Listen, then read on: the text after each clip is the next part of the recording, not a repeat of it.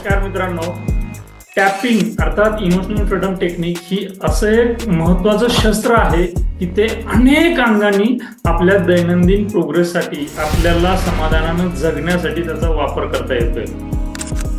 परवा एका मित्राचा मला फोन आला, फायनान्स बद्दल डिस्कशन वगैरे चाललं होतं आणि बोलता बोलता असं त्याच्या बोलण्यातनं जाणवलं की तो म्हटला की मला खूप उशिरा झोप लागते. मी म्हटलं काय रे? काय नाही, माझी माता रोजच झालेलं आहे ते. मला खूप वेळानं झोप लागते, 12-1 वाजता 2 वाजता कधीतरी झोप लागते, कळत नाही. पण खूप वेळ लागतो झोपायला. पडल्यानंतर 2-2.5 तास माझे असेच निघून जातात. ह्या कुशीवरून त्या कुशी, त्या कुशीवरून ह्या कुशी वगैरे, असा याच्यात भरपूर वेळ जातो. मग त्याला म्हटलं मी टॅपिंग का करत नाहीस? मग त्याला जे उत्तर दिलं, त्याला जे एक्सप्लेनेशन दिलं, हे एकदम थोडक्यात सांगण्याचा प्रयत्न केला. मी सगळं सांगितल्यानंतर लक्षात आलं की त्याला यातलं काही कळालेलं नाहीये.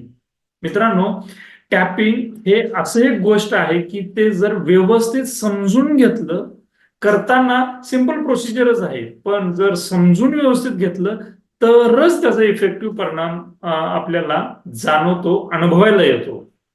मग आता त्या मित्राचं उदाहरण घेतलं तर त्याला इन्सोमनिया म्हणजेच निद्रानाश किंवा निद्रा वेळेनं लागते, झोप वेळेने येते असं आपण समजून घेऊ. हा एक आजार असं समजून घेऊ टेक्निकल भाषेमध्ये.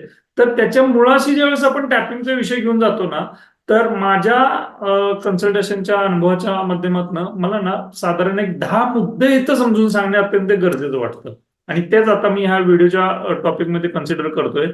हे 10 मुद्दे समजून घ्यायचे आहेत, म्हणजे काय होईल की तो कन्सेप्टच्या मुळाशी जाता येईल आपल्याला. बर, एकदा मुळाशी जाऊन म्हणजे आपल्याला दिशा स्पष्ट होईल की बाबा टॅपिंग करत असताना आपण कुठल्या लेवलवरती विचार केला पाहिजे हे लक्षात येईल. आणि कुठल्याही समस्येसाठी, म्हणजे ज्यावेळेस आपण टॅपिंग करतोय तर कुठल्याही समस्येसाठी असं मुळापर्यंत जाणं गरजेचं असतं, हेही तुमच्या लक्षात येईल.